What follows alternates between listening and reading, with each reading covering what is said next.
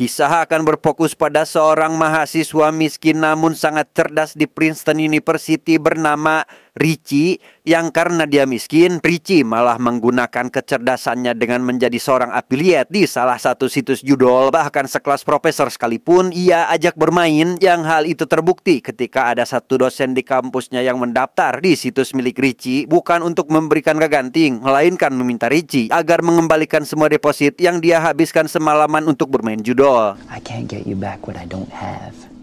I gave you a coupon for discounted play on the site.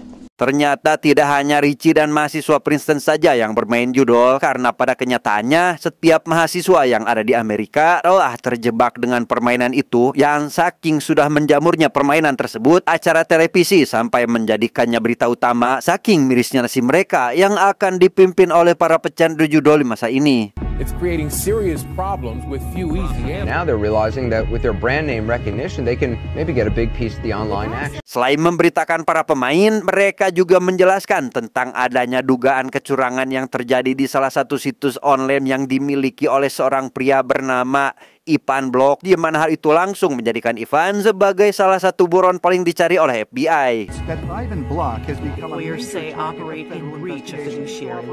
Suatu hari, Richie dipanggil oleh rektornya untuk mendiskusikan sesuatu, di mana si rektor yang juga membawa salah satu mahasiswanya pun segera meminta Richie untuk menghentikan pekerjaannya sebagai afiliator, di mana si mahasiswa yang rektor bawa adalah salah satu korban yang sudah Richie jerumuskan pada dunia perjudolan. Paul, thanks man. Setelah mahasiswa itu pergi, si rektor yang tahu jika Richie adalah orang yang cerdas pun memintanya untuk kembali ke jalan yang benar, karena jika tidak, besar kemungkinan dia akan dikeluarkan dari kampus, di mana Richie menolak untuk melakukan hal itu karena pada kenyataannya hanya itulah satu-satunya cara agar Richie bisa bertahan hidup dan membayar biaya kuliahnya. Dean, I'm in marketing. And what I market is this university. You will close up shop, effective immediately, or you won't have a school to pay for. Sepulang dari tempat si rektor, Richie yang tidak punya pilihan selain berhenti pun harus memutar otak agar bisa membayar biaya kuliahnya yang jatuh tempo kurang dari 1 minggu lagi, sehingga Richie mencoba untuk menggunakan kecerdasannya dengan bermain poker di salah satu situs judul milik seorang bandar bernama Ivan Block. Richie mendepokkan semua uang di rekeningnya berharap dia bisa menggandakan semua uang itu, dan karena jumlah yang dia depositkan sangat besar dengan bermain di tempat yang bisa dibilang umum, dia pun menjadi bahan tontonan teman-temannya. Namun entah apa yang terjadi, Richie tidak pernah sekalipun memenangkan permainan dan menganggap jika dia telah dicurangi oleh sistem. Richie, you gotta stop, man. Stop. If you lose over the long term, there's a reason. When you get hustled, it's a fucking dagger in the eye. Dengan data dari permainannya, Richie pun segera menemui salah satu sahabatnya yang bekerja di salah satu kasino tak jauh dari lokasinya saat ini, di mana si teman yang melihat hal itu juga beranggapan sama jika selama permainan, Richie sudah dicurangi oleh pemilik situs itu sendiri.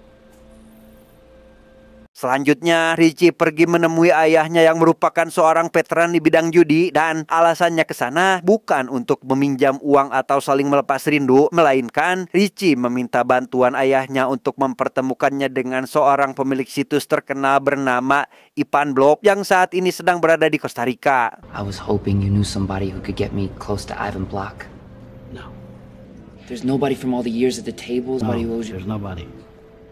Tanpa mendapat bantuan dari ayahnya, Richie memilih untuk pergi sendiri tanpa membawa informasi apapun terkait sosok Ivan ini, yang dalam perjalanan menuju ke bandara, ia dihentikan oleh rekannya yang menanyakan alasan kenapa Richie sangat kekeh untuk pergi, di mana ia menjelaskan jika sosok Ivan Block ini adalah orang yang tidak ingin ada kecurangan di dalam permainan di situsnya, sehingga Richie yang tahu jika Ivan adalah orang yang seperti itu pun memutuskan untuk menemuinya secara langsung. School, this degree, what that means in the world.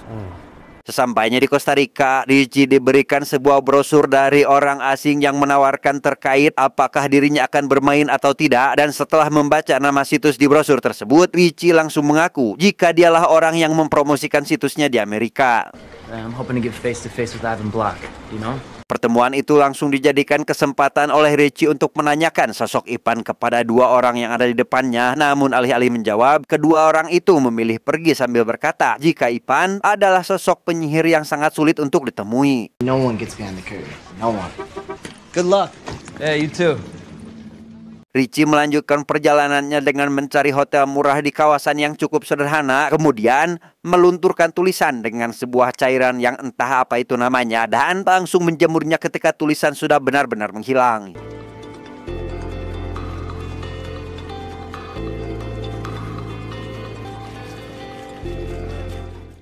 Tepat di malam ketika Ipan mengadakan sebuah expo untuk menunjukkan terkait ada sesuatu yang baru di situsnya, Richie datang ke sana dan langsung mencari CCTV untuk menunjukkan sebuah tulisan yang hanya bisa dibaca jika disinari oleh sinar UV.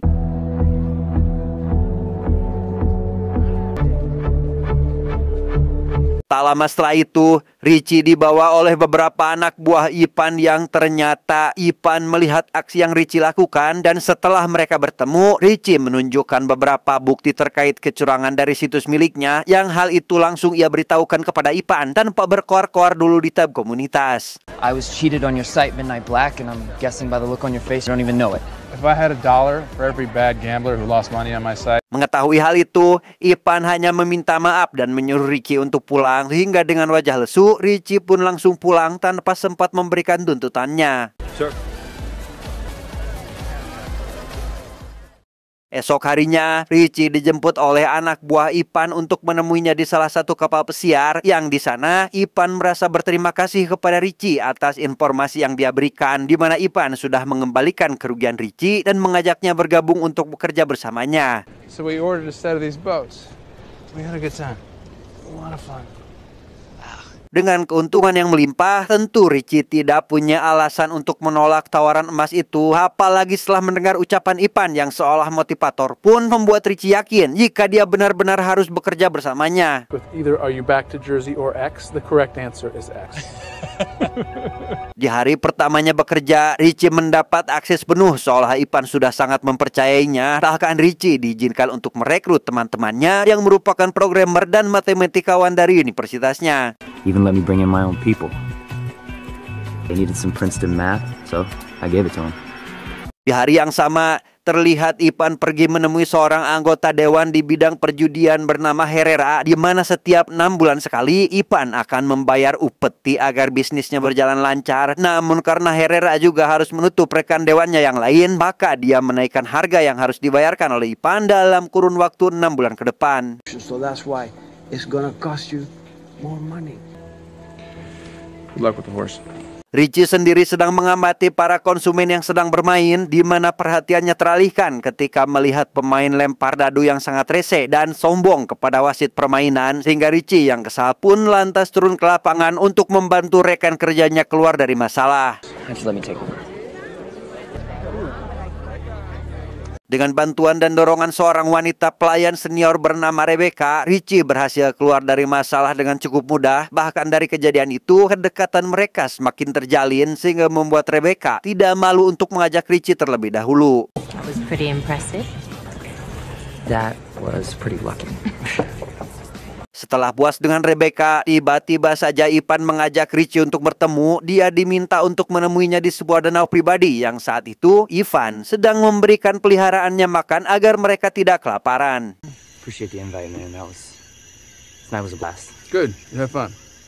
Rupanya alasan Ipan mengajak Richie bertemu untuk meminta bantuannya menangani seorang makelar dari London bernama Brad Sake dengan 500.000 pemain, dan jika Richie berhasil mengajaknya masuk, maka dia akan mendapatkan komisi yang sangat besar. Because you're going to commission everything you bring in. I'm excited to see you spend it. Pagi harinya ketika Richie diantarkan pulang oleh anak buah Ivan, tiba-tiba saja ia diringkus oleh beberapa orang tak dikenal tepat setelah dirinya baru turun dari mobil.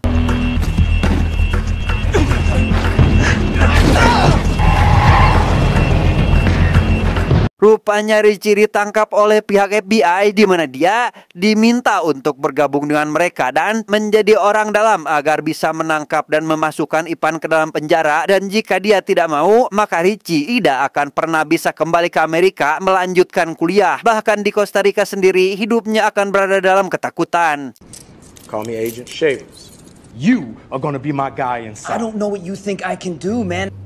Then I pull the trigger. Setelah dibebaskan kembali, Richie segera mencari Ivan untuk melaporkan apa yang baru saja terjadi, di mana Ivan hanya menganggap jika itu adalah hal sepele dan meminta Richie untuk kembali bekerja tanpa memperdulikan ancaman dari si FBI. Richie, I look at you and I see myself. Esok harinya, Richie bertemu dengan calon rekan kerjanya yang tiada lain adalah Brad, yang dalam pertemuan itu apa yang ditawarkan Ivan dan saingannya hampir sama, sehingga Richie meminta waktu 1 hari kepada Brad untuk negosiasi ulang, berharap Ivan dapat memberikan apa yang Brad inginkan. Tell you what, give me a day. I'll talk to him about matching. Richie segera menemui Ivan untuk membahas hasil dari pertemuannya tadi dengan Brad, di mana Ivan tak ingin ada negosiasi ataupun bonus lebih lagi, yang hal itu akan menjadi kebiasaan bagi mitra mereka ke depannya, dan jika Richie ingin mendapatkan bonusnya, maka dia sendirilah yang harus mencari cara agar bisa mendapatkan mangsanya. That little voice in the back of your head right now, it's not your conscience. Richie kembali mengajak Brad untuk bertemu, namun dia tidak membahas apapun, melainkan memberi sedikit hiburan kepada Brad, berharap hatinya luntur dan bersedia menjalin kerjasama dengan Ivan Slot. Have fun. I'll try. Rupanya kegiatan Brad telah direkam oleh Richie, dan jika tidak ingin videonya tersebar, maka Brad harus menandatangani kontrak kerjasamanya. Dan setelah menandatangani kontrak itu, Brad menjelaskan jika saat ini Ivan sudah tidak disukai lagi, sehingga ia harus pergi sejauh mungkin dan jangan sampai terjebak dalam bisnis bersamanya. Setelah mendapatkan imbalan atas apa yang dia lakukan, Richie kemudian melanjutkan kegiatannya dengan berpesta untuk menghabiskan uang yang tadi siang dia dapatkan, di mana malam itu Richie malah terjebak oleh Rebecca yang sejak awal sudah sangat dia sukai. You know, we can't do this. If you like me, what's the problem? Salah satu dari 2 rekan Richie yang baru saja bekerja memilih untuk keluar dari pekerjaannya, di mana hal itu sudah menjadi keputusan bulatnya setelah kemarin dia berhasil ditangkap oleh FBI. Dan meskipun Richie sudah mencoba untuk mencegahnya, tapi rekannya itu tetap bersikeras untuk pulang kembali ke Amerika. All right, Hoss. See ya. Bertepatan dengan itu, Richie mendapatkan tugas dari Ivan terkait dirinya yang harus mengantarkan uang kepada seorang komisaris judi yang tiada lain adalah Herrera, dan tanpa mempertanyakan apapun, Richie membawa uang yang sudah dibungkus dalam koper, kemudian menyerahkannya kepada Herrera, berharap pekerjaan ini cepat selesai.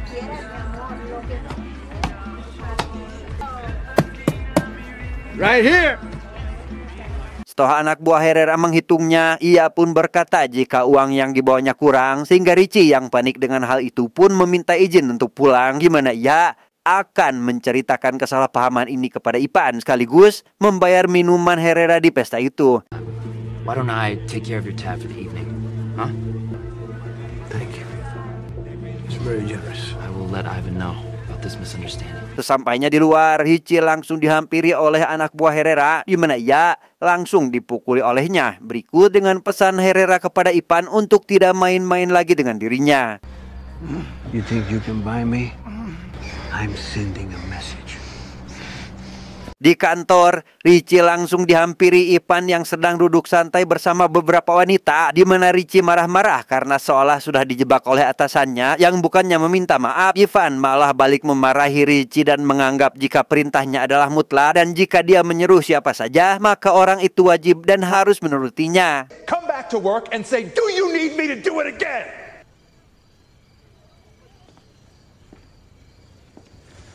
Tanpa berpikir panjang, Richie langsung memesan tiket pesawat untuk pulang ke negaranya. Namun di tempat pemeriksaan, dia tiba-tiba saja ditangkap oleh polisi yang ternyata sudah kong kali kong dengan pihak FBI, di mana Richie yang mengetahui hal itu tentu memakai si kapten sehingga Fuck, man. Why don't you just fucking arrest him? agar masalah tidak berlanjut, si FBI meminta agar Richie bersedia membantunya. Hal itu dilakukan agar Ivan bisa dihukum seadil-adilnya atas kejahatan yang sudah dia lakukan. Richie pergi menemui sahabatnya si programmer yang di sana si sahabat menjelaskan jika selama ini Ivan sudah melakukan penipuan terhadap para pelanggannya, di mana ia mengambil semua dana yang ada di rekening para pemain yang menyisakan saldo yang didepositkan agar para pemain bisa terus bermain di situsnya.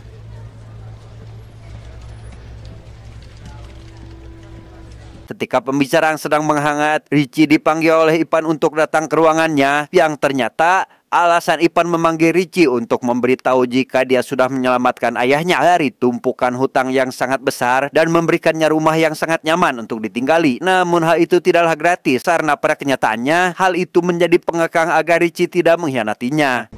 So this is what I did. I bought the debt.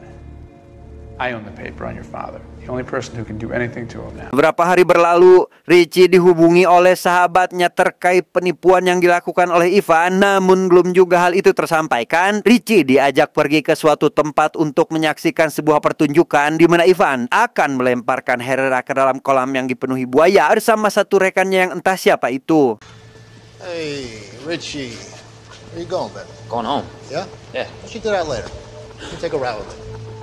Richie terus saja berbicara tentang alasan kenapa Ivan sampai tega melakukan hal itu, dan setelah lelah mendengar ocehan Richie, Ivan lantas mengangkat Herrera dan rekannya kembali ke daratan. Let's go. All right, clean him up. Let's get him out of here.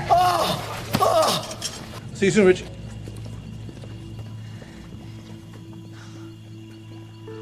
Sepulangnya ke apartemen, Richie mendapati tempat itu sudah acak-acakan dengan sahabatnya yang sudah tidak ada, dan bersamaan dengan itu, Rebecca juga datang ke sana membuat suasana menjadi memanas. Namun karena mereka saling mencintai, Rebecca akhirnya jujur dengan apa yang akan terjadi ke depannya, di mana ia dan Ivan akan segera pergi meninggalkan tempat itu, menghabiskan rekening para pemain dan menyisakan Richie sebagai kambing hitam, sedangkan Ivan akan kembali membuka bisnis di tempat lain. And when he's gone, all of those people that we've crossed, they're gonna come looking for you. That's what Ivan does to you. Mengetahui fakta itu, Richie kembali menjalankan tugasnya dengan memberikan uang kepada para polisi korup, di mana kali ini dia memberikan uang dengan jumlah yang lebih sedikit, sedangkan sisanya ia simpan sendiri demi memperlancar usahanya. I put together a savings account for this guy, El Capitan. Satu persatu orang penting Richie datangi dan diberikan banyak uang, di mana orang terakhir yang dia tuju adalah seorang pilot pesawat yang nantinya akan membawa Ivan dalam penerbangannya. Namun tanpa ragu, setelah menemui pilot itu, Richie malah dihadang oleh pihak FBI sehingga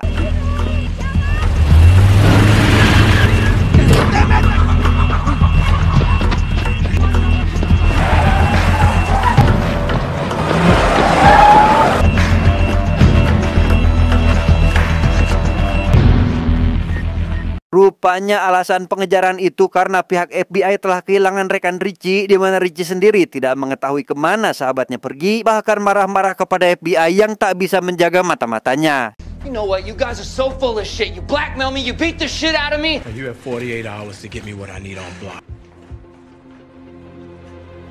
Richie segera pulang ke apartemen untuk mencari barang yang mungkin sahabatnya sembunyikan, di mana kotak sereal tempat si sahabat menyimpan uang juga sama dia gunakan untuk menyimpan sebuah flash disk yang berisi setiap kejahatan Ivan selama dia mendirikan bisnis ini.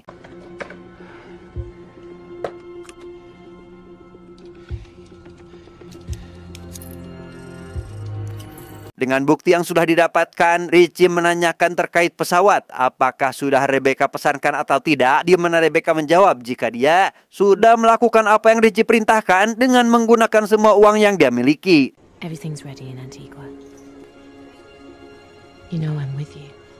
Di waktu yang mepet, Richie membawa sebagian uang dari urung bantalnya, di mana dia langsung menyerahkan uang itu kepada si kapten yang kala itu sedang bermain biliar, di mana Richie tidak menyadari jika sejak tadi anak buah Ivan berada di belakangnya untuk menangkapnya, tetapi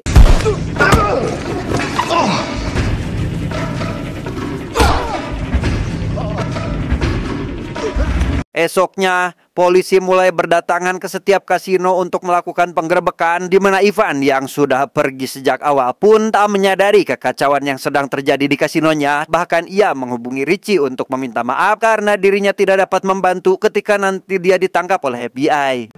Sorry it worked out this way, but I like you. You're a good kid. but it is what it is. Sorry, pal. Bye. Richie sendiri sudah berada di bandara untuk melakukan penerbangan menggunakan sebuah pesawat pribadi bersama ayahnya, di mana kali ini dia tidak kesulitan untuk melewati petugas keamanan karena Richie lebih dewasa dan menyogok mereka dengan uang yang lebih besar. Rebecca dan Ivan juga sudah berada di pesawat tanpa tenang, tanpa memikirkan apapun, di mana Rebecca meminta Ivan untuk menurunkan gorden dengan alasan jika cahaya yang masuk terlalu terang. I love new beginnings.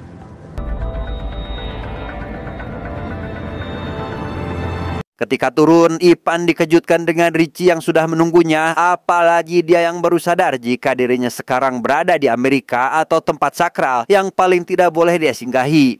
And where exactly do you think this is?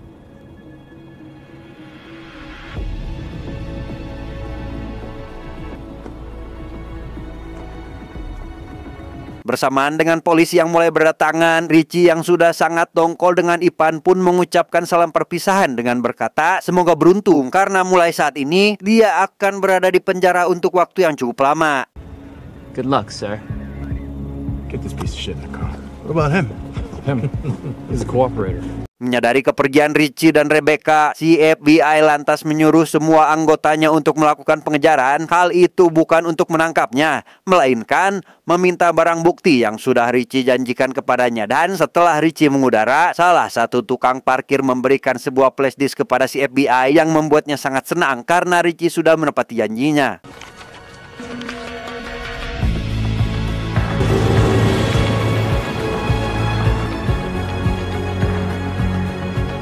Tamat, ending yang sangat membagongkan.